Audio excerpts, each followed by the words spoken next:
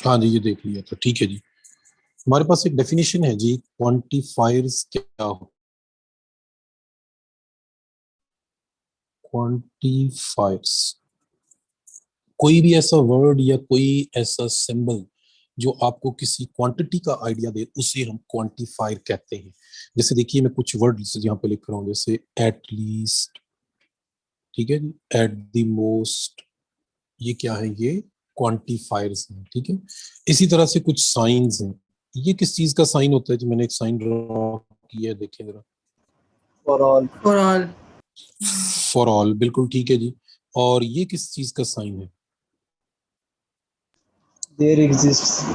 हाँ जी, there exist, ठीक है जी। ये साइन है किस चीज का? There exist. ये भी दो क्वांटिफायर है, ये साइंस हैं, इनके बड़े स्पेशल टाइप के क्वांटिफायर्स हैं। ये जो फॉर ऑल है, इसे कहते हैं यूनिवर्सल क्वांटिफायर, ठीक है जी। इसको हम क्या कहते हैं? Universal quantifier. और ये जो देयर एग्जिस्ट है, दिस इज एग्जिस्टेंशियल क्वांटिफायर, ठीक है। इसको एग्जिस्टेंशियल क्वांटिफायर कहते हैं। बस इनके नाम याद रखिएगा विद देयर साइंस के, ये इसको इनके जो स्पेशल नेम है वो आपने याद रखने हैं, ठीक है जी। इसके बाद एक स्टेटमेंट है, स्टेटमेंट सॉरी डेफिनेशंस हैं जिसको मैं स्टेटमेंट के साथ एसोसिएट कर रहा हूँ। जैसे ये देखिए, मेरे पास एक स्टेटमेंट है पी और निगेशन पी। अगर मैं पी को ट्रू रखूं तो इसकी निगेशन फॉल्स होगी, और इन दोनों का जो और है वो ट्रू हो जाएगा, ठीक है। अगर मैं पी को फॉल्स रखूं तो इसकी निगेशन जो है वो ट्रू हो जाएगी, लेकिन इसका आउटपुट फिर ट्रू आएगा। तो एक ऐसी स्टेटमेंट जिसका आउटपुट हमेशा ट्रू आए, चाहे आप पी और क्यू यानी जो उसके इनपुट हैं वो जो मर्जी रखें, लेकिन आउटपुट हमेशा ट्रू आए, ऐसी स्टेटमेंट को कहते हैं tautology. So this statement is a tautology, ठीक है जी। अब अगर मैं इसी तरह एक और स्टेटमेंट ले लूं, पी एंड निगेशन पी, ठीक है जी, तो पी को मैं ट्रू पुट करूं तो ये फॉल्स हो जाएगा और इसका आउटपुट जो है वो फॉल्स आएगा। अगर मैं पी को फॉल्स पुट करूं तो इसकी निगेशन ट्रू हो जाएगी, लेकिन एंड इसका फिर फॉल्स आएगा। एक ऐसी स्टेटमेंट जो हमेशा फॉल्स आए, यानी आप पी और क्यू को जो मर्जी पुट करें और आंसर आपका Absurdity. फॉल्स आए, हाँ जी, इसे कहते हैं एब्सर्डिटी, ठीक है जी। और जो कभी ट्रू आ जाए कभी फॉल्स आ जाए, ठीक है। जैसे कल हमने बहुत सारी स्टेटमेंट देखी थी कि पी और क्यू की वैल्यू हम चेंज करते थे, तो कभी वो ट्रू हो जाती थी, कभी वो फॉल्स हो जाती थी। जैसे पी इम्प्लाइज क्यू है, इसकी एक वैल्यू फॉल्स थी, जबकि बाकी तीन वैल्यूज जो थी वो ट्रू थी, ठीक है। तो ऐसी जो स्टेटमेंट होती है इसको हम कहते हैं contingency. Such statement is called contingency, ठीक है। तो ये आप याद रखिएगा। मैंने साथ साथ आपको एग्जांपल्स भी दे दी हैं कि ये स्टेटमेंट जो है ये आपके पास क्या बनेगी, ठीक है जी। तो इसका मेथड यही होता है कि फौरन पी और क्यू की वैल्यू पुट करें और चेक कर लें कि जो आउटपुट है वो आपके पास क्या आ रहा है। हमेशा ट्रू हो तो टोटोलॉजी, फॉल्स हो तो एब्सर्डिटी, कभी ट्रू कभी फॉल्स हो तो फिर हम उससे कंटीजेंसी कहते हैं, ठीक है जी। आगे चलते हैं। हमारे पास अगर हम कहें कि ये जो एक प्रोपोजिशन पी है और हम एंड क्यू लिख रहे हैं, ठीक है, तो सेट थ्योरी में हम इसको लिखेंगे ए इंटरसेक्शन बी, यानी लॉजिक में एंड और सेट थ्योरी में इंटरसेक्शन दोनों के मीनिंग सेम होते हैं, ठीक है जी। लॉजिक में और सेट ये मीनिंग सेम होते हैं, ठीक है। यानी अगर किसी लॉजिकल ऑपरेशन को हमने यूनियन में कन्वर्ट करना हो तो हम सॉरी सेट थ्योरी में कन्वर्ट करना हो तो हम इसे क्या लिखेंगे? यूनियन में कन्वर्ट कर देंगे, ठीक है। लॉजिक में निगेशन का मतलब सेट थ्योरी में कॉम्प्लीमेंट होता है, याद रहेगी ये बात आपको। लॉजिक में पी इंप्लाइज क्यू हो अगर, तो सेट थ्योरी में इसका मतलब होता है ए कॉम्प्लीमेंट यूनियन बी, यानी फर्स्ट पी को मैं ए से और सेकंड को बी से रिलेट कर रहा हूँ, ठीक है जी। समझ आइए बात की कि नहीं जी मेरी? Yes, sir. जी सर। ठीक है जी। अब जरा सोच के बताइएगा कि मैं यहाँ बाहर लिखता हूँ negation of P implies Q, तो ये किसके इक्वल होगा? सेट में नहीं, वैसे ही इसका आंसर क्या आएगा? This is my question. B complement union A. हाँ देखिए ना, इसको हम एसोसिएट करेंगे, किसके साथ एसोसिएट करेंगे जी?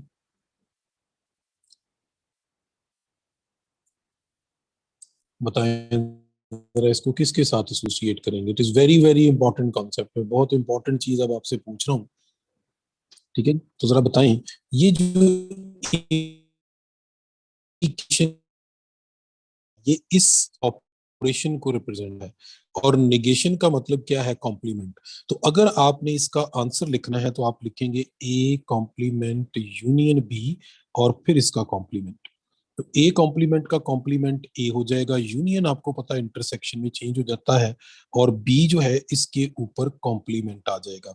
तो ये जो मैंने आपके सामने लिखी हुई है एक इम्प्लीकेशन, यानी negation of P implies Q, ये इक्वल होगा किसके? पी की जगह पी आ जाएगा, इंटरसेक्शन की जगह एंड आ जाएगा, बी कॉम्प्लीमेंट का मतलब है निगेशन क्यू, तो इसका आउटपुट ये आएगा। ठीक है, हमने सेट थ्योरी को यूज करते हुए पी इंप्लाइज क्यू जो है उसको यहाँ पे रिप्रेजेंट कर दिया है। ठीक है जी, और उसकी निगेशन लें तो इसका रिजल्ट ये आता है, याद रखिएगा इसको। ठीक है जी, अब बताइए कि ये जो पी डबल इम्प्लीकेशन क्यू है, ये सेट थ्योरी में किसको रिप्रेजेंट करेगा? ये इक्वालिटी को रिप्रेजेंट करता है, just A equal to B. ठीक है, ये सेट थ्योरी के साथ आपने इन चीजों को इंटर रिलेट करना। आई होप सो कि ये बातें आपको समझ आ गई। इनके टेबल वगैरह भी बुक में बने हुए हैं, ऑल्दो कि आपको टेबल बनाने की जरूरत नहीं है, लेकिन आपको ये कॉन्सेप्ट जो है ये जरूर क्लियर होने चाहिए। ठीक है जी, आगे चलते हैं। अगला जो हमारा टॉपिक है जी, that is relations and functions. Functions and relation से पहले मैं आपको एक चीज समझाना चाहता हूँ कि हमारे पास लेट्स से एक सेट ए है और इसमें एलिमेंट्स हैं ए बी सी, और एक सेट बी है, इट्स में एलिमेंट्स हैं 1 और 2।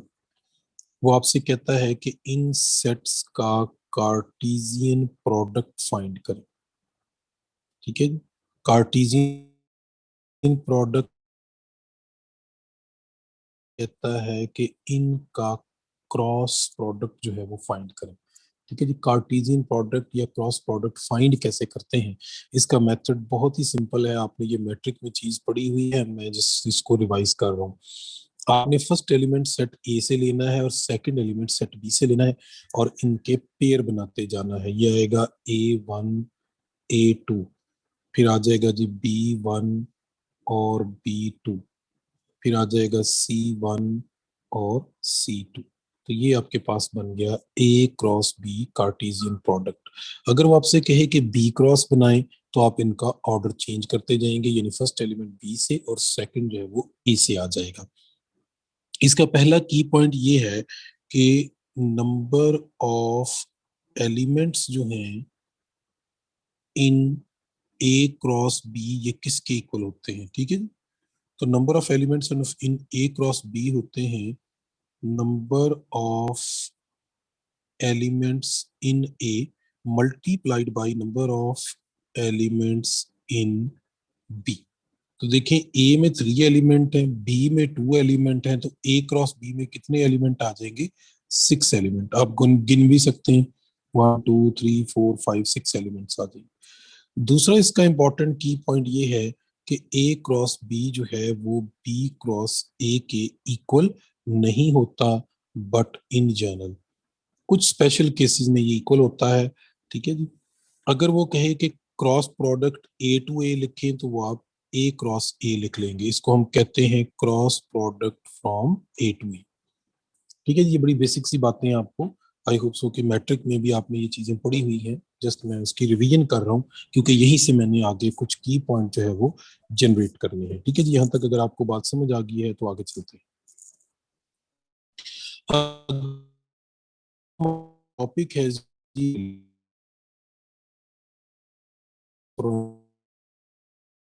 The other set B. ठीक है जी, और रिलेशन बनाने के लिए आप करते क्या हैं? 1 मिनट वेट कीजिएगा जी please.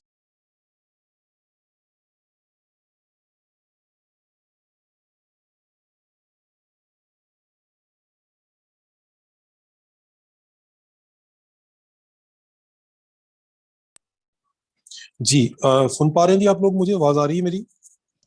Ji yes sir. Sir. जी हाँ जी, relation from A to B कैसे लिखेंगे?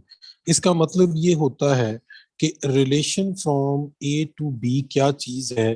This is a subset of A cross. ठीक है जी, ए क्रॉस बी का कोई सा भी सबसेट ले लें तो उसे हम relation from A to B कहते हैं। ठीक है, इसके लिए रिलेशन के साथ साथ कभी कभी वो वर्ड बाइनरी रिलेशन भी यूज कर लेता है। एक ही बात है, बाइनरी रिलेशन कहे या सिंपल रिलेशन कहे, होगा वो सेम। अब ये हमारे पास ए क्रॉस बी यहाँ पे डिफाइंड है। ठीक है जी, ये हमने ए क्रॉस बी डिफाइन किया हुआ है। इसमें से हम मैनी सबसेट्स जो है वो लेते हैं। मैं कुछ जैसे वन का, और इसमें फर्स्ट एलिमेंट है ए, सेकंड है वन, तो ये भी एक रिलेशन है फ्रॉम ए टू बी। ठीक है जी, R2 हम एक और रिलेशन बना लेते हैं। ये है A1 B2 C1, so this is an other relation from A to B। R3 भी एक रिलेशन चले बना लेते हैं हम, इसको कहते हैं ये है A1 A2। ठीक है जी, this is also a relation from A to B। अच्छा जी, रिलेशन के अंदर दो इंपॉर्टेंट चीजें जो आपके सामने उसने ऑर्डर्ड पेयर बना रखा हो, ठीक है जी, उसके जो फर्स्ट एलिमेंट्स हैं वो बनाते हैं डोमेन ऑफ द रिलेशन। अब ये जो ऑर्डर्ड पेयर A1 इकलौता ऑर्डर्ड पेयर है तो इसकी डोमेन होगी जस्ट A। ठीक है जी, हर सेकंड एलिमेंट जो होता है वो उस रिलेशन की रेंज होती है। तो इसमें चूंकि सेकंड एलिमेंट भी एक ही है तो इसकी रेंज हो जाएगी 1। ठीक है जी, अब आप सेकंड फंक्शन के लिए बताइए कि इसकी डोमेन क्या होगी। What should be domain of R2? A B C. A B C। ठीक है जी, हाँ जी। अब बताएं इसकी रेंज क्या होगी? Range of R2 ji, 1 2 1 and 1 और 2। 1 and 2। हाँ 1 2, हाँ 1 2 1 नहीं लिखेंगे। यानी अगर एक ही एलिमेंट दो दफा आ रहा है तो आपने लिखना एक ही दफा है, उसे दो दफा नहीं लिखते। ठीक है, इज इट क्लियर? क्यों जी, क्लियर है ये पॉइंट? सर अगर Yes, तीन sir. एलिमेंट्स हो एक ब्रैकेट में फिर क्या करेंगे? क्या कह रहे हैं जी? बोले बोले, क्या कह रहे हैं, बोलिए प्लीज। सर सर मैं कह रहा हूँ कि अगर तीन एलिमेंट्स हो एक ब्रैकेट में फिर क्या करेंगे? मुझे बेटा अभी भी बात की समझ नहीं आई आपकी, जरा आराम से सर वो बोलें, कोई कह रहे मसला हैं नहीं। मैं आपका सर वो कह रहे क्वेश्चन, हैं अगर 3 एलिमेंट हो जिस तरह 1 3 दफा आ जाए फिर। बेशक 10 दफा आ जाए, मैंने कहा रिपीट हो रहा हो तो लिखना एक ही दफा है। रिपीट का मतलब दो दफा रिपीट होना नहीं होता, 3 दफा भी हो सकता है, 4 दफा भी हो सकता है, 10 दफा भी हो ओके सर, सकता थैंक यू। है। ठीक है जी, लिखना एक ही दफा है। ठीक है, अभी नेक्स्ट देखिए जी, what should be the domain of okay sir. R2 की ए डोमेन क्या होगी? ए हाँ जी, जस्ट ए A। लेकिन इसकी रेंज क्या है? 1 what 2। Is range of R2? 1 2 से 1 2 इसकी रेंज है। ठीक है जी, इन दिस वे आप किसी भी रिलेशन की डोमेन और रेंज लिख सकते हैं। अब यहाँ इंपॉर्टेंट चीज ये है कि हाउ मेनी रिलेशंस, यानी total number of relations from A to B। आप टोटल कितने रिलेशन लिख सकते हैं फ्रॉम A टू B? ये होते हैं 2 raise to the power m multiplied by n।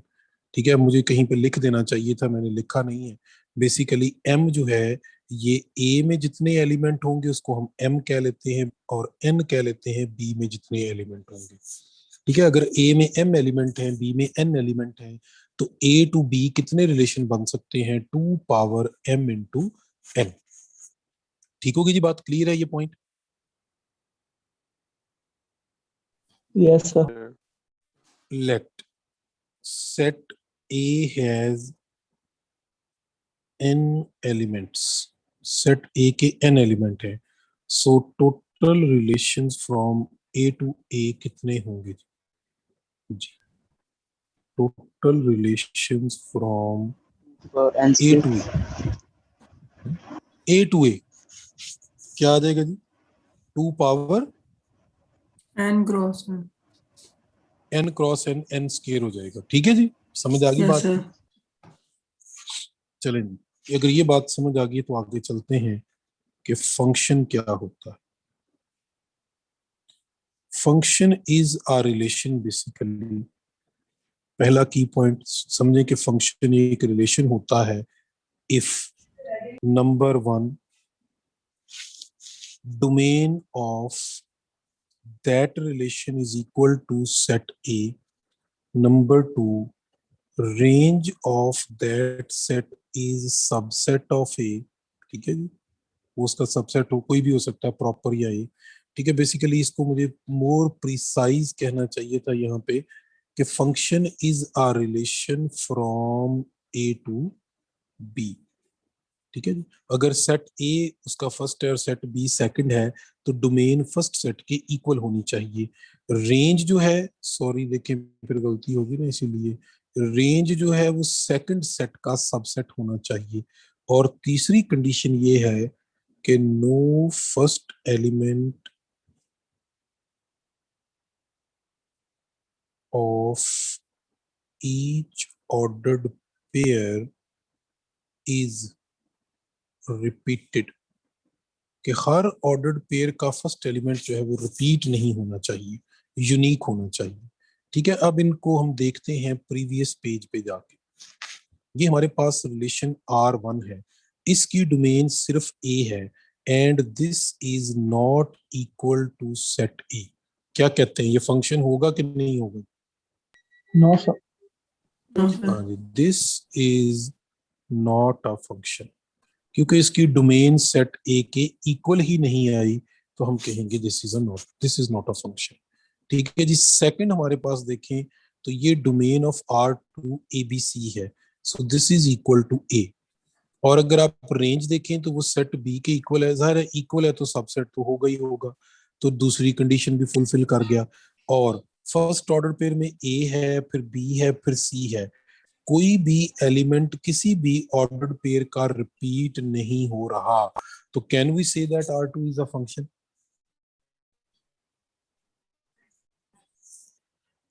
ठीक है। यस।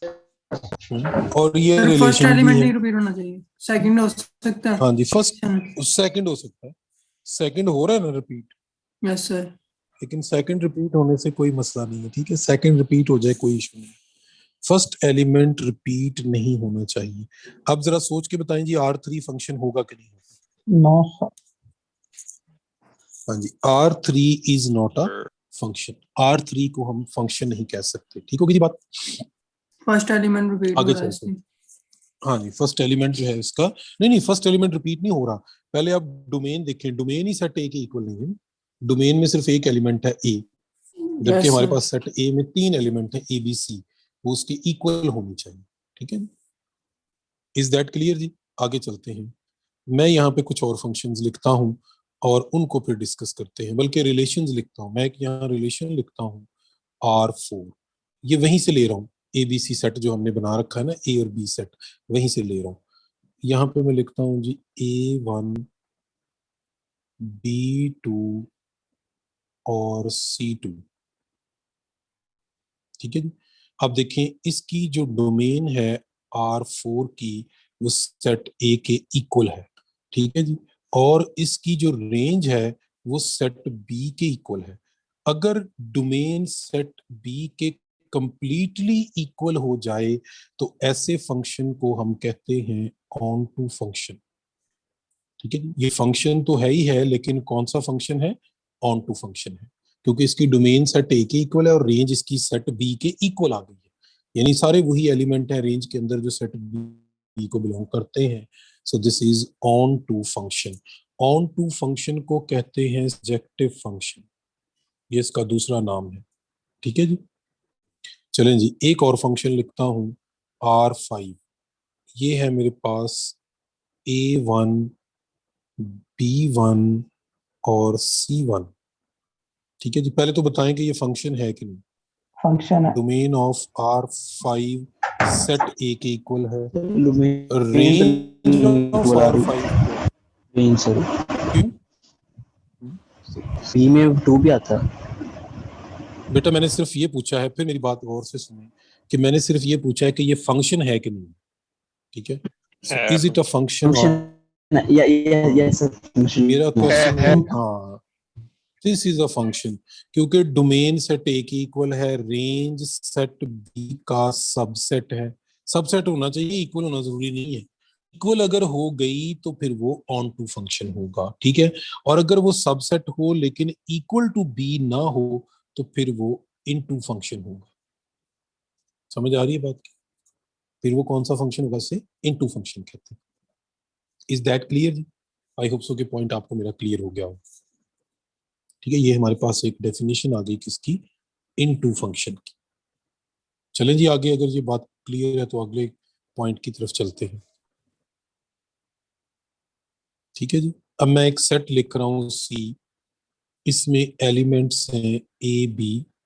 एक सेट लिख रहा हूँ डी, इसमें एलिमेंट्स हैं 1 2 3, ठीक है जी?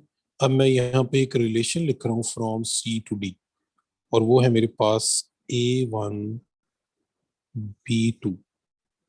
पहले तो बताएं कि ये फंक्शन है कि नहीं है। Is it a function? Function है सर। कौन सा फंक्शन है, इनटू है या ऑन टू है? into है सर into into है into this is into function, ठीक है? क्यों? इसकी रेंज है 1 2, ठीक है? सो हम सबसेट कहेंगे है सर दिस ये। Is a into from C to D, ठीक है? सबसेट है, कंप्लीटली डी के इक्वल नहीं है, ठीक है जी? अब अगली बात मेरी गौर से सुनिएगा। फिर देखें, हमने सेट की फंक्शन की डेफिनेशन में कहा है कि फर्स्ट एलिमेंट रिपीट नहीं हो सकता, वो यहाँ रिपीट नहीं हो रहा, ठीक है? अगर सेकंड एलिमेंट भी रिपीट ना हो तो ऐसे फंक्शन को हम कहते हैं वन वन फंक्शन। ऐसे फंक्शन को क्या कहते हैं? One one function. लेकिन डोमेन तो रिपीट हो ही नहीं सकती, डोमेन रिपीट हो गई तो कहानी खत्म हो जाएगी। लेकिन अगर रेंज भी रिपीट ना हो रही हो तो फिर ऐसे फंक्शन को कहते हैं वन वन फंक्शन। अब इस फंक्शन का पूरा नाम क्या है? इस पूरे फंक्शन को हम कहेंगे इंजेक्टिव फंक्शन, ठीक है जी? इंजेक्टिव फंक्शन क्या होता है? जो वन वन हो एंड इनटू हो, ऐसे फंक्शन को क्या कहते हैं? Injective function. आपने इसको देख लिया कि इनटू तो ये पहले ही हमने पहले कह दिया था, और ये वन वन भी है क्योंकि रेंज का कोई एलिमेंट रिपीट नहीं हो रहा। सो this is one one and into function. इसको क्या कहते हैं जी? Injective function. फैसल अपना कैमरा बंद अब कर दो यहाँ आ यार। जाए, ठीक है जी? अब यहाँ आ जाए, ये किसने कैमरा ऑन किया हुआ जी?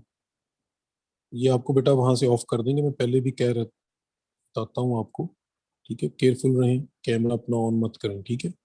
आपके लिए प्रॉब्लम होगा, ब्लॉक कर देंगे, फिर आपके लिए परेशानी होगी, ठीक है जी? अच्छा जी, यहाँ पे देखें, ये ऊपर मैंने एक फंक्शन जो है आपके सामने लिखा हुआ है ऑन टू। आप बताएं क्या ये वन वन है? ये onto function no subjective, sir sir, to this no, repeat हो इज रहा है। One one. वन वन नहीं हाँ हाँ जी, बट नॉट वन। ये ऑन टू है लेकिन वन वन नहीं, ठीक है? अब ये जो नीचे है ये इन टू वन, ऐसी है जी?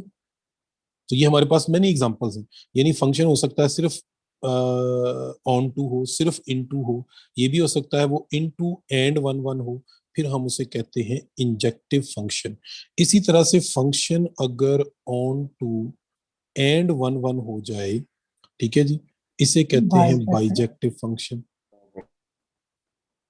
ठीक है जी? अगर फंक्शन क्या हो, ऑन टू भी हो और वन वन भी हो, तो उसे हम कहते हैं कि ये कौन सा फंक्शन है? बाइजेक्टिव फंक्शन है। आई होप सो के पॉइंट आपको क्लियर हो गया होगा, ठीक है जी? तो ये सारी डेफिनेशन फंक्शन से रिलेटेड हमने देख ली।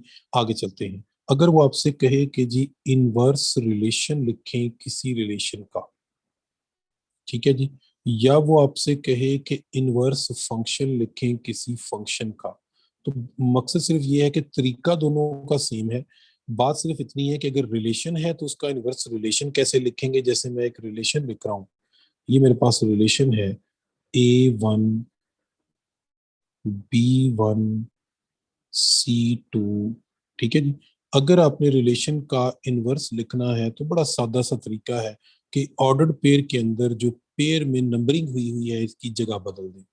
यानी ये हो जाएगा 1A, ये हो जाएगा 1B, ये हो जाएगा 2C। ठीक है, तो ये इसका इनवर्स आ गया। ठीक है, अब ये चूंकि रिलेशन है, अगर ये फंक्शन है तो इसी तरह फंक्शन का इनवर्स लिख लेंगे। अगर ये फंक्शन है, ठीक है, जैसे ये मैंने लिखा हुआ ना यहाँ पे, दिस इज अ फंक्शन, मैं आपसे पूछूं इसका इनवर्स बताएं क्या होगा। तो अब ये चूंकि फंक्शन भी है, इनवर्स इसको मैं रिलेशन कह दूं तब भी ठीक है, फंक्शन कह दूं तब भी ठीक है। तो बताइए जी इसका इनवर्स क्या होगा, ये जो रिलेशन है।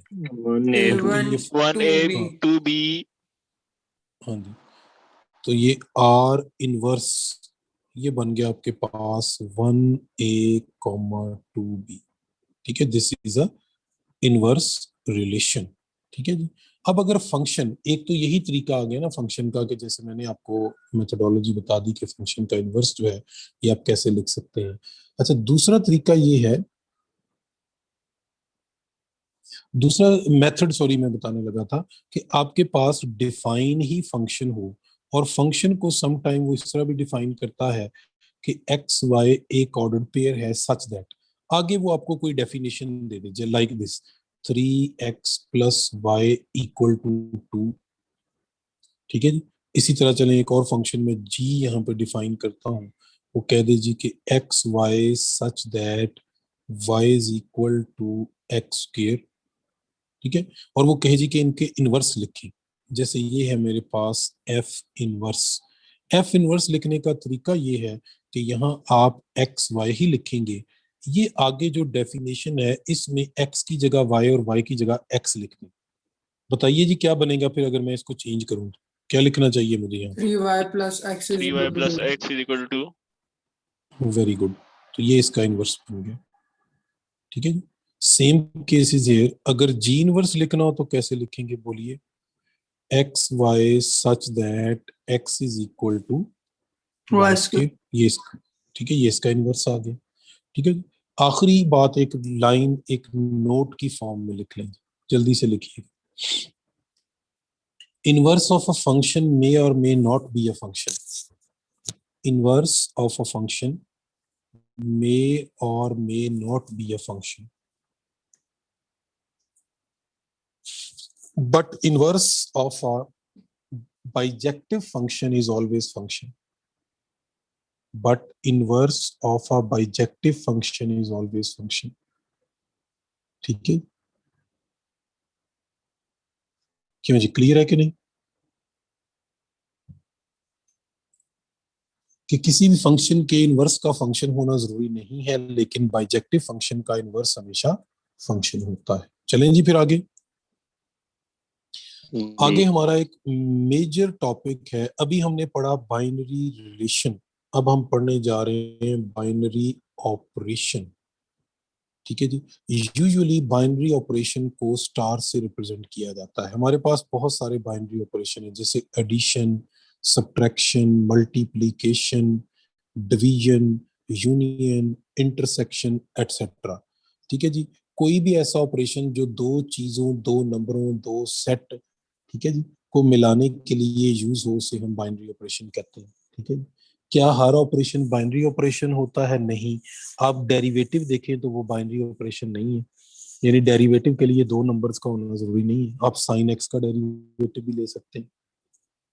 ठीक है, लेकिन मल्टीप्लाई करना है तो दो चीजों का होना जरूरी है, ऐड करना है तो दो चीजों का होना जरूरी है, एंड सो ऑन। ठीक है जी। हम अपना मेजर फोकस रखेंगे एडिशन और मल्टीप्लिकेशन के ऊपर, क्योंकि बहुत सारी ऐसी प्रॉपर्टीज हैं, चैप्टर 1 याद है मैंने बताया था कि ऐसी प्रॉपर्टीज हैं जो कि बाकी जो है ऑपरेशंस उनके लिए Division होल्ड और नहीं करते। ठीक है, हाँ जी, इनके लिए yes होल्ड sir. नहीं करते। हाँ जी, फर्स्ट प्रॉपर्टी है क्लोजर प्रॉपर्टी, कि what is the closure property? For all A and B belongs to set A, if A steric B also belongs to set S, S is closed with respect to steric. Steric का मतलब इनमें से कोई भी operation हो सकता है। ठीक है, मैंने वैसे कहा है कि एडिशन और मल्टीप्लिकेशन जो है वो पॉपुलर हैं, लेकिन इसका मतलब ये हरगिज नहीं है कि हम डिवीजन सब्ट्रैक्शन वगैरह को अंडर कंसिडरेशन नहीं लाएंगे। जैसे देखिए मेरे पास एक सेट ए है, इसके एलिमेंट्स हैं 1 and -1, and I can say that this is the set A is not closed with respect to addition. बताइए क्यों? सर जीरो आंसर आता है वो अंदर हमारे पास जीरो सेट में नहीं हाँ है। जी, आप इसके एलिमेंट्स को ऐड करें, ठीक है जी, तो कोई ऐसा आंसर आ जाए जो इस सेट में नहीं है तो हम कहेंगे ये क्लोज नहीं है, right. But this is closed with respect to multiplication. क्यों जी, क्लियर है पॉइंट के नहीं? ये अंडर एडिशन तो Yes, क्लोज sir. नहीं है, लेकिन अंडर मल्टीप्लीकेशन क्लोज है। अब अगर हमारे पास ये तो छोटा सा सेट था ना, हमने फौरन इसको चेक कर लिया। अगर बड़े बड़े सेट आ जाए, जैसे मैं कहता हूँ ये सेट मेरे पास बी है, 1 -1 आयोटा माइनस आयोटा, इसको चेक करें कि ये with respect to addition close है या with respect to multiplication close है। अच्छा, अगर कोई सेट क्लोज नहीं होगा ना तो बड़ी जल्दी चेक हो जाएगा। जैसे देखिए 1 -1 0 आता है, आप कहेंगे जी not closed with respect to addition. वो एक भी हमें प्रॉपर्टी मिल गई जो कि उसकी क्लोजर को होल्ड नहीं करती तो हम कहेंगे ये ले जी, ये आ गया एलिमेंट, ठीक है। लेकिन मल्टीप्लीकेशन में देखिए अगर चेक करना है तो ये 4 एलिमेंट हैं, हम इनको कितनी दफा मल्टीप्लाई करें, क्योंकि बज़ाहिर नजर यही आ रहा है जब भी हम किसी एलिमेंट को दूसरे एलिमेंट से मल्टीप्लाई करते हैं तो जो आंसर आता है वो इस सेट को बिलोंग करता हुआ नजर आ रहा है, ठीक है जी। इसके लिए फिर एक टेबल कंस्ट्रक्ट किया जाता है। टेबल आपको बनाना आना चाहिए, पेपर में बाज दफा टेबल ही आ जाता है और टेबल बना के वो कोई स्पेस वहां पे एम्प्टी छोड़ देता है और कहता है कि जी बताएं यहाँ कौन सा नंबर आएगा। तो टेबल बनता कैसे है? सबसे लेफ्ट मोस्ट जो कॉर्नर होता है उसमें हम बाइनरी ऑपरेशन लिख लेते हैं जो हमने उस टेबल के ऊपर परफॉर्म करना होता है। फिर उस सेट के जो एलिमेंट्स होते हैं उनको हम रो वाइज भी लिख लेते हैं, ठीक है जी, और उन एलिमेंट्स को जो है वो कॉलम वाइज भी लिख लिया जाता है। फिर ये जो जगह है इसको हम फिल इस तरह करते हैं कि इनको आपस में गिवन बाइनरी ऑपरेशन परफॉर्म करते चले जाते हैं और यहाँ पे आंसर लिखते जाते हैं, ठीक है जी। तो बताएंगे जी फर्स्ट जो है इसमें क्या आएगा आंसर? 1 1 -1 -1 आयोटा माइनस माइनस, ठीक है जी। अब क्या आएगा? -1 +1 1 minus iota iota plus iota minus ठीक ही हो है। चाहिए। अब आएगा आयोटा, आयोटा माइनस आयोटा, फिर आ जाएगा आयोटा स्केयर, वो होता है -1 माइनस आयोटा स्केयर +1, ठीक है जी। ये आ गया माइनस आयोटा प्लस आयोटा 1 और -1, ठीक है। अब आप इस पूरे डब्बे को, इस पूरे टेबल को गौर से देखें, क्या कोई ऐसा एलिमेंट नजर आ रहा है जो सेट बी को बिलोंग ना कर रहा नो है? सर। तो सर ऐसा कोई भी नहीं एलिमेंट। हाँ जी, तो हम कहेंगे कि set B is closed with respect to multiplication. Is that clear जी? Yes sir. Yes sir. चलो अब इसको डिवीजन के लिए घर में कुछ चेक करिएगा। डिवीजन के लिए चेक कीजिएगा कि ये क्लोज है कि नहीं। ये आपकी असाइनमेंट समझ लें आप, ठीक है जी। आगे चलते हैं। मेरे पास एक सेट है सी, इसके एलिमेंट है 1 ओमेगा ओमेगा स्क्वायर। तो आप देख सकते हैं कि this is not closed with respect to addition, क्योंकि देखिए 1 ओमेगा ओमेगा स्क्वायर तीनों को ऐड करें तो 0 आता है। चलें 1 और ओमेगा को ही ऐड कर लें तो ये माइनस ओमेगा स्क्वायर बनता है, राइट। लेकिन अगर इसको हमने अंडर मल्टीप्लीकेशन चेक करना हो कि ये क्लोज है कि नहीं है तो क्या करेंगे? हम एक टेबल बनाएंगे जी इस तरह से, ठीक है जी। यहाँ लिखेंगे मल्टीप्लीकेशन, ये आ जाएगा 1 omega omega square, 1 omega omega square, ठीक है जी। अब बताइए इनको मल्टीप्लाई करते हैं, 1 ओमेगा ओमेगा स्क्वायर आ गया।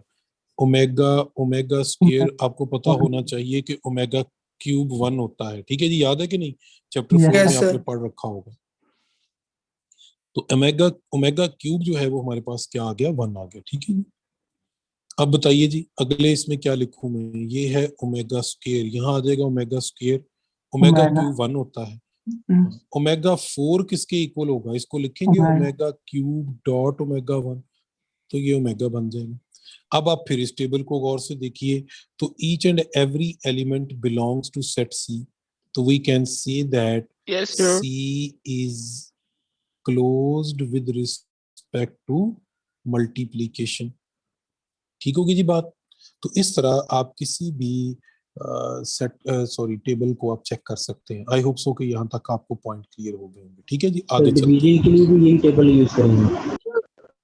जी बिल्कुल यही यूज करेंगे आप। चेक आपने करना है, अगर एक भी एलिमेंट आ गया जो इसको बिलोंग नहीं करता तो निकाल देंगे। ठीक है, आगे चलते हैं। हमारे पास एक सेट है 0 1 2 3, वो कहता है जिसको चेक करें अंडर एडिशन मॉडल्यू 4 कि ये क्लोज है कि नहीं। अब देखें, अगर हम 3 + 2 को ऐड करें तो 5 No, होता sir. है, लेकिन अगर कंडीशन गिवन हो मॉडल्यू 4, अगर कंडीशन गिवन हो मॉडल्यू की, तो फिर ऐड करना कैसे है और मल्टीप्लाई कैसे करना है, ये सारी चीजें चेंज हो जाती हैं। ठीक है जी, चेंज कैसे होती हैं ये मैं आपको बताता हूं। आप बनाएंगे इसका टेबल सबसे पहले। ठीक है जी, यहाँ लिखेंगे एडिशन, ये आ जाएगा यहाँ पे 0 फिर 1 फिर 2 फिर 3। इसी तरह इधर लिख लेंगे 1 2, सॉरी 0 मिस कर दिया मैंने, 0 भी आएगा यहाँ पे, तो हम यूँ लिखेंगे 0 1 2 3। तो यहाँ आ जाएगा 0 1 2 3, कोई मसला नहीं है। ये आ जाएगा 1 2 3 4, ये 4 मसला है। ठीक है, बताएं, मैं बता दूं पहले आपको कि क्या प्रॉब्लम है। प्रॉब्लम ये कि जब किसी भी क्वेश्चन के अंदर ये बाइनरी ऑपरेशन चाहे जो मर्जी हो, अगर साथ मॉडल्यू गिवन हो और आपका आंसर उस मॉडल्यू के इक्वल आ जाए या उस मॉडल्यू से बड़ा आ जाए, तो आपने वहां वो आंसर नहीं लिखना होता, यानी यहाँ 4 नहीं लिखेंगे। फिर लिखेंगे क्या, आप उस आंसर को मॉडल्यू से डिवाइड 1 करेंगे और जो 0 0 बाकी बचेगा, बी केयरफुल, जो बाकी बचेगा वो लिखना है उसकी जगह, तो यहाँ आएगा 0। ठीक है जी, फिर सुन लें, अगर आंसर मॉडल्यू के इक्वल आ जाए या मॉडल्यू से बड़ा आ जाए, तो उसको मॉडल्यू पर डिवाइड करना है, जो रिमाइंडर आए वो लिखना है। अब आप मुझे बताएंगे, ये हो जाएगा 2, ये 3, यहाँ क्या आएगा जी? 2 + 2 4, 4 को 4 पे डिवाइड करें तो रिमाइंडर आएगा 0। 0. ठीक है जी, आगे क्या आएगा जी? 2 + 3 5, 1 रिमाइंडर आएगा 1। ठीक है जी, 1 3 + 0 3 0 1 2। 1 आखिरी 2. रो समझ आ गई है? जी सर। ठीक है जी, तो हम कहेंगे, देखें इधर गौर, अब मेरी बात गौर से सुनिएगा, कि set D is closed with respect to addition. ठीक है जी, ये गलत स्टेटमेंट है अगर ऐसे ही लिखा है। ठीक है, हालांकि ये क्लोज है, लेकिन अगर ऐसे ही लिखा है तो ये गलत है। ठीक है, पहले तो इस चीज को नोट करें। अब ठीक क्या है, पूरी स्टेटमेंट लिखी होनी चाहिए। ये अंडर एडिशन क्लोज नहीं है। ठीक है, ये अंडर एडिशन मॉडल्यू 4 मॉड्यूल क्लोज है। 4. समझ आइए बात की नहीं आई जी समझ? ये अंडर एडिशन क्लोज नहीं है। अंडर एडिशन अगर हम देखें तो 3 + 2 5 आता है, 0 नहीं आता। समझ आ रही है मेरी बात? यस सर सर ये मॉड्यूलर सवाल के अंदर सर यही होगा ना कि ये क्लोज हो गया होगा। सर इसमें टेबल बनाने की जरूरत तो नहीं ना? नहीं, जरूरी नहीं है बेटा, हर दफा तो जरूरी नहीं, डिपेंड करता है मॉडल्यू पे भी और जो एलिमेंट दिए हुए हैं उन पे भी डिपेंड करता है। Okay sir. ठीक है जी, चलें, आई होप सो कि ये बातें आपको क्लियर हो गई हैं। मैं जरा एक स्लाइड यहाँ से डिलीट कर रहा हूँ, फिर इसको डिस्कस करते हैं कुछ चीजें और। अगले जो है हमारे पास बाइनरी ऑपरेशंस हैं, सॉरी बाइनरी ऑपरेशन की जो प्रॉपर्टीज हैं उनकी बात करते हैं। सेकंड प्रॉपर्टी है जी, देखिए, x asterisk y asterisk z अगर इक्वल हो x asterisk y asterisk z के, तो हम कहते हैं कि यहाँ जो बाइनरी ऑपरेशन है दैट इज एसोसिएटिव। ऐसे ही कि वो बाइनरी ऑपरेशन एसोसिएटिव है अगर वो इस प्रॉपर्टी को होल्ड करे। तो कौन कौन से बाइनरी ऑपरेशन एसोसिएटिव होते हैं ये बताएंगे? यूनियन एसोसिएटिव है, इंटरसेक्शन एसोसिएटिव है, एडिशन एसोसिएटिव है, multiplication। मल्टीप्लिकेशन एसोसिएटिव है, ठीक है, जबकि सब्ट्रैक्शन और डिवीजन एसोसिएटिव नहीं है। ठीक है जी, इज इट क्लियर जी? Yes sir. आगे चलते हैं। नंबर 3, नंबर 3 है जी आइडेंटिटी प्रॉपर्टी।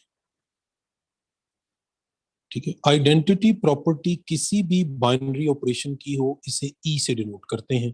इसकी वर्किंग आपने समझनी है। वर्किंग इसकी ये है कि अगर हम आइडेंटिटी को एक बाइनरी ऑपरेशन के साथ ऑपरेट करें, ठीक है, या आइडेंटिटी के साथ किसी एलिमेंट को ऑपरेट करें, तो ये उस एलिमेंट की वैल्यू को चेंज नहीं होने देती। यहाँ इसका आंसर एक्स आएगा। कोई भी आइडेंटिटी हो, जीरो की बात हमने की थी याद, x plus 0 equal to 0 plus x, तो आंसर क्या आता है x। ठीक है जी, और अगर हम की बात करें तो x multiplied by 1 is equal to 1 multiplied by x, तो आंसर क्या आएगा x। ठीक है जी, इसी तरह बताएं यूनियन की आइडेंटिटी क्या होगी। एक सेट A है, मैंने इसके साथ एक सेट का यूनियन लेना है, वही सेट यहाँ पे आए और फिर उसका A के साथ यूनियन लूं, तो आंसर हमेशा A आए। Set itself। Set itself, very good. ठीक है जी, एम्प्टी सेट भी तो हो सकता है, बस क्या ख्याल है? एम्प्टी भी हो सकता हो सकता है ना एम्प्टी सेट भी, सोचिएगा। Yes sir. एम्प्टी सेट भी तो हो सकता है ना। Yes sir. ठीक है, हाँ चलें, लेकिन हम बाद में बात करेंगे कि कैसे ढूंढना। ठीक है, हाँ इंटरसेक्शन में ए होना जरूरी है। ठीक है, लेकिन चलें इसके बारे में बाद में बात करेंगे। फिलहाल मैंने जस्ट आपको आइडिया दिया कि अब ये हो सकता है ना कि किसी ग्रुप सेट के अंदर सेट ए तो दिया हो लेकिन एम्प्टी ना दिया हो, लेकिन ये थोड़ा बाद में डिटेल में बात करेंगे। नंबर 4, नंबर 4 है जी इनवर्स प्रॉपर्टी।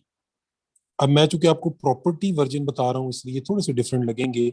देखें जी, अगर हमारे पास एक एलिमेंट है ए और इसके साथ हम ए प्राइम को जोड़ दें किसी भी बाइनरी ऑपरेशन से, या ए प्राइम के साथ ए को जोड़ दें और आंसर उस बाइनरी ऑपरेशन की आइडेंटिटी आ जाए, 1 नहीं आ जाए, आइडेंटिटी आ जाए, तो हम कहते हैं कि जो ए है एंड ए प्राइम है, they are inverse of each other, कि ये दोनों एक दूसरे के इनवर्स। ठीक है जी, अब जरा सोच के बताइएगा, मैं एक क्वेश्चन आपसे पूछ रहा हूं कि a plus 7 is equal to 7 plus a is equal to 0 है, तो बताइए कि इनवर्स ऑफ 7 क्या होगा। यानी यहाँ 7 a की वैल्यू क्या होगी, यानी यहाँ a की वैल्यू क्या होगी। हाँ जी, -7। क्यों? देखें, हमने 7 में a ऐड किया या a में 7 ऐड किया तो आंसर 0 आ रहा है, और 0 जो है ये एडिशन की आइडेंटिटी है। तो अगर इन दोनों का सम 0 आ रहा है तो इसका मतलब है ये दोनों एक दूसरे के एडिटिव इनवर्स हैं। ठीक है, तो इनवर्स ऑफ 7 क्या हुआ, -7। ठीक है, बहुत सोच समझ के अब आपने मुझे जवाब देने हैं, मैं इसको Aahista Aahista little bit tricky बनाता जाऊंगा। एक और क्वेश्चन करते हैं। क्वेश्चन ये मेरा ये है कि 3 plus 1 is equal to 0, if, मैं साथ इफ लगा देता हूँ कि 3 plus 1 is equal to 0 is equal to 1 plus 3, then what is additive inverse of 3 जी।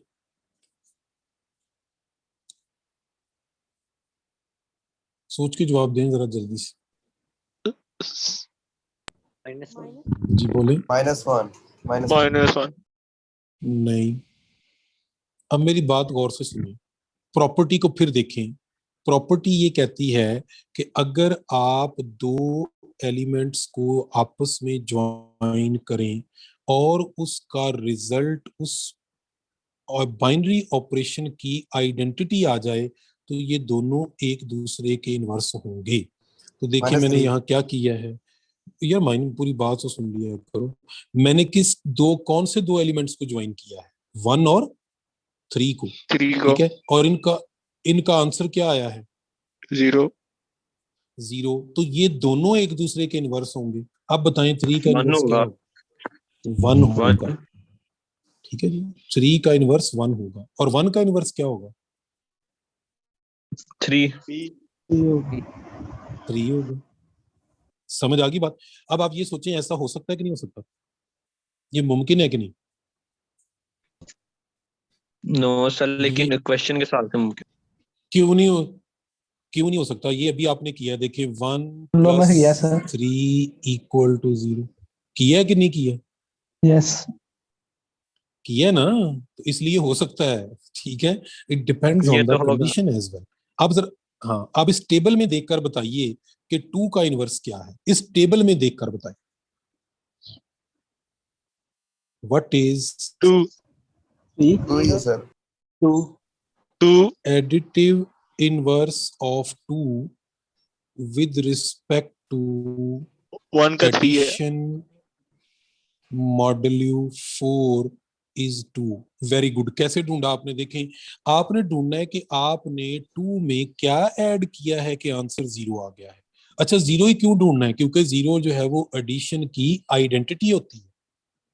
समझ आ गई बात कि कैसे इनवर्स ढूंढ रहा हूं, ठीक है। अब बताएं 3 का इनवर्स क्या होगा इस टेबल में? 1 होगा। क्यों? हाँ, ये आपने, हाँ, ठीक है। 1 होगा। अच्छा, चलें एक पिछले टेबल पे चलते हैं। यहाँ बताइए, पहले तो बताएं कि ये बाइनरी ऑपरेशन कौन सा है, मल्टीप्लिकेशन। अब यस इसकी आइडेंटिटी क्या होगी? इसकी आइडेंटिटी क्या होगी? 1 1। Very good. अब बताएं कि यहाँ ओमेगा का इनवर्स क्या है? Omega square very good. और ओमेगा स्क्वायर का इनवर्स क्या है? Omega omega omega. स्क्वायर और 1 और 1 का 1 का 1 1 का 1। 1 का इज इट 1 क्लियर?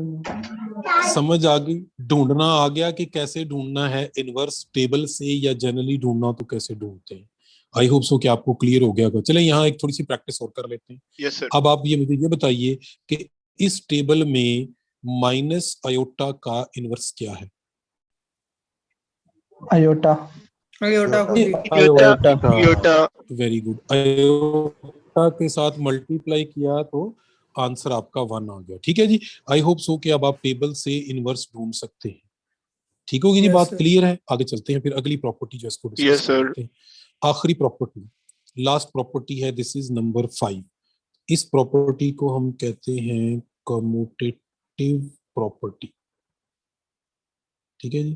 प्रॉपर्टी ये है कि इफ एक्स स्टेरिक वाई लें या वाई स्टेरिक एक्स करें, दोनों सेम आए, तो हम कहते हैं कि ये जो स्टार है, यानी जो बाइनरी ऑपरेशन है, दैट इज कम्यूटेटिव, कि वो बाइनरी ऑपरेशन कम्यूटेटिव है। जैसे एडिशन कम्यूटेटिव है, मल्टीप्लिकेशन कम्यूटेटिव है, यूनियन कम्यूटेटिव है, इंटरसेक्शन कम्यूटेटिव है, ठीक है जी।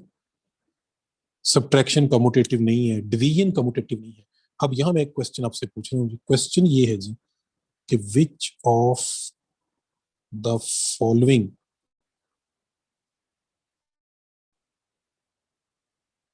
Is not commutative.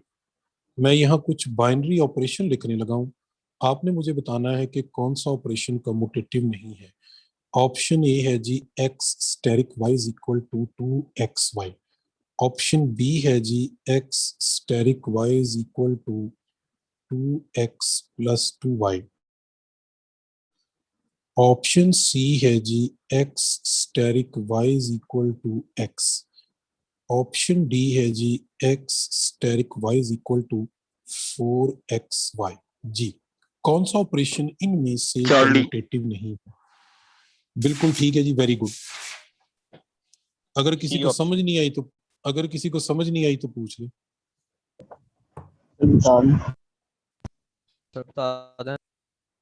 ठीक है जी, सी इज नॉट कम्यूटेटिव।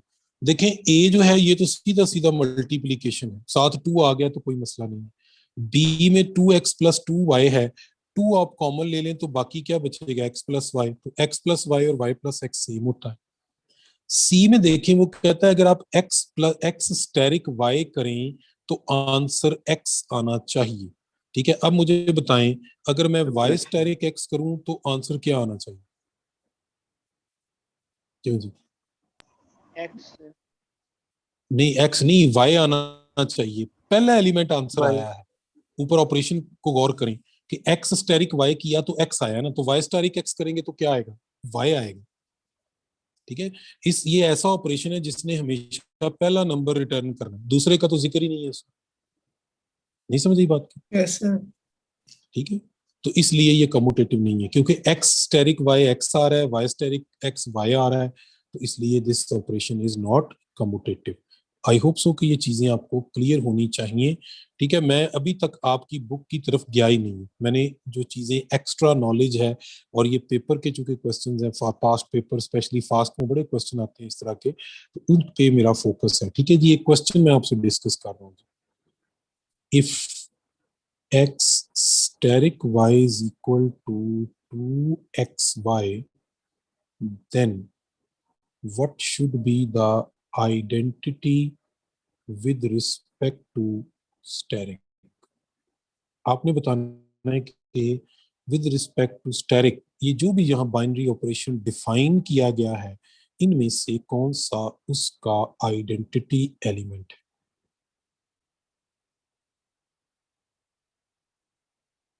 जी, अब ये इतना आसान काम नहीं है, मैं आपको लेके चलता हूं आइडेंटिटी प्रॉपर्टी की डेफिनेशन पे। देखें, अगर मैं इसमें y की जगह e पुट कर दूं, ठीक है जी, तो बताएं इसका आंसर क्या आना चाहिए? x x आना चाहिए ना? एग्री करते हैं कि नहीं करते सब लोग? Yes. अभी प्रॉपर्टी Yes, डिफाइन sir. की है हमने, ठीक है। अच्छा चलें, इसको भूल जाएं, अब सिर्फ इस ऊपर वाले को देखें कि इसमें अगर मैं y की जगह e पुट करूं तो इसका आंसर क्या आना चाहिए? 1/2 1 हो यार, क्या हो गया आपको? ऊपर आपके लिखा हुआ है फिर 1/2।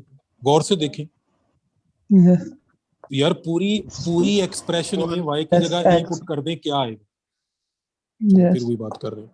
और भाईजान मेरी बात सुनिए गौर से, जरा जागें थोड़ा सा। रोजा, मुझे पता है आपको लग रहा होगा, आपके सामने पूरी एक एक्सप्रेशन लिखी है, इसमें y की जगह e पुट करना है, क्या बनेगा? 2x क्या बनेगा? अगर मैं इसकी जगह e, इस y की जगह e पुट कर दूं तो ये क्या बनेगा? 2x e। 2x e बनेगा यार, क्या हो गया? Yes sir. y की सॉरी जगह सर, मैंने आगे e समझ पुट आ कर गया। दी, पूरी एक्सप्रेशन आपके सामने लिखी है, जस्ट y की जगह e पुट करना है मैंने। अब समझ आ रही है बात की? yes sir जी ये सर। समझ आ गई? अच्छा, अब मुझे बताएं, अभी आपने कहा कि x स्टेरिक e असल में x होता है, ये दोनों बातें ठीक है अपनी जगह, ये बाई प्रॉपर्टी है, ये प्रॉपर्टी है, ये बिल्कुल ठीक है, 100% कोई गलत नहीं है। लेकिन ये जो ऊपर वाला रिजल्ट है, ये हमने यहां से निकालना है, ये ऊपर वाली एक्सप्रेशंस, ठीक है। इसका मतलब है दोनों की लेफ्ट हैंड साइड सेम है, तो राइट हैंड साइड्स क्या होंगी? इक्वल। तो इक्वल होंगी ना। अगर लेफ्ट हैंड साइड इक्वल है तो राइट हैंड साइड भी इक्वल होंगी, तो पुट कर दें। देखें 2x e equal to x, x से x कैंसिल, तो e की वैल्यू क्या आ गई आपके पास? बेटा 1/2। e होता क्या है? e किसको कहते हैं? Identity. तो बस आइडेंटिटी आ गई। ये आइडेंटिटी फाइंड करने का तरीका बताया मैंने आपको, क्योंकि ये सिंपल मल्टीप्लिकेशन नहीं है, ये 2xy है, ये सिंपल एडिशन नहीं है। वो अगर अपनी तरफ से कोई ऑपरेशन डिफाइन कर दे तो फिर आपको केयरफुल रहना पड़ेगा। ठीक है जी, चलें जी, आज का आखिरी क्वेश्चन। देन मैं इसी को मॉडिफाई कर रहा हूं। Then what is inverse of 2 with respect to asterisk? ठीक है जी, ये क्वेश्चन आपका यूं समझें कि ये आपकी वो है असाइनमेंट है। ठीक है जी, ये आपने मुझे कल इसका आंसर देना है, और ये फास्ट के पेपर में हर साल क्वेश्चन आता है। ठीक है जी, इसलिए मैंने पूछा। नंबर चेंज हो सकते हैं, ऑपरेशन चेंज हो सकता है, लेकिन जो मेथड मैं आपको बताऊंगा वो चेंज नहीं होगा। आई होप सो कि आप इसे सॉल्व कर सकते हैं। जो Surely. इनवर्स प्रॉपर्टी है उसको पढ़िएगा, फिर इस पे